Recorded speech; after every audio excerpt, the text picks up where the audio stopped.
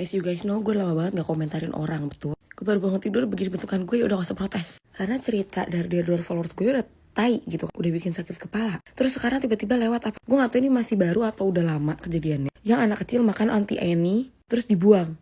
Katanya gak enak atau apa. Terus gue kayak, kenapa ini bocah begitu kan? Karena gue suka banget tuh sama yang double choco cheese yang panjang-panjang itu loh, yang stick itu. Pretzelnya juga enak perasaan gue. Terus gue bingung kan, kayak gue baca dong komentar-komentarnya tuh pada ngehujat ini anak. Gue cari akunnya, gue buka akunnya, ada satu video permintaan maaf dari dia.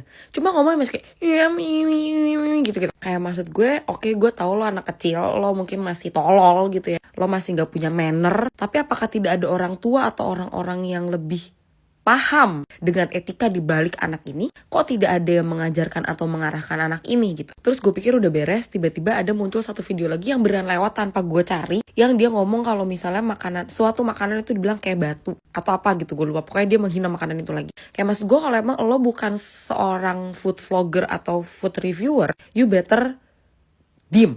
Kenapa diem? Karena kayak lo gak pernah tahu gimana jahatnya orang ketika dia sudah sakit hati sama orang lain gitu. Apalagi menyangkut soal bisnis yang memang dia bangun dan dia udah usahakan itu supaya dia bisa berdiri gitu loh. Gue tipe orang yang juga suka mengkritik makanan. Kenapa? Karena gue sangat amat picky eater, tapi gue tidak pernah menghina makanan ketika gue memang tidak bisa membuat makanan itu sendiri gitu. Ngerti gak? Jadi kayak menurut gue ini anak kecil jangan dibiarin dikasih panggung dengan hal-hal yang kayak gitu. Apalagi kalau misalnya sempat ada gue baca tuh komentar isinya katanya dia tuh settingan dan segala macam. Menurut gue tuh tolol, yang ngajarin tolol, yang ngerjain tolol, semuanya tolol, tau gak lo? Karena apa coba? Karena jadinya dia dibiasakan untuk hidup semaunya, seenaknya. Kayak lo tau itu adalah hal yang salah, terus lo biarkan untuk anak kecil melakukan itu gitu. Kan goblok namanya. Siapa yang goblok? Ya orang-orang di belakang dia yang membiarkan, yang memberikan izin gitu, paham gak? Terus jadinya apa? Jadinya pada ngebully fisiknya, pada menghina fisiknya. Jadinya anak ini jadi objek, kan bodoh gitu. Kayak sini deh temuin gue sama nih anak gitu, gue yang kasih profiling baru, gue yang bikin personal branding baru biar ini anak bisa diterima lagi, tapi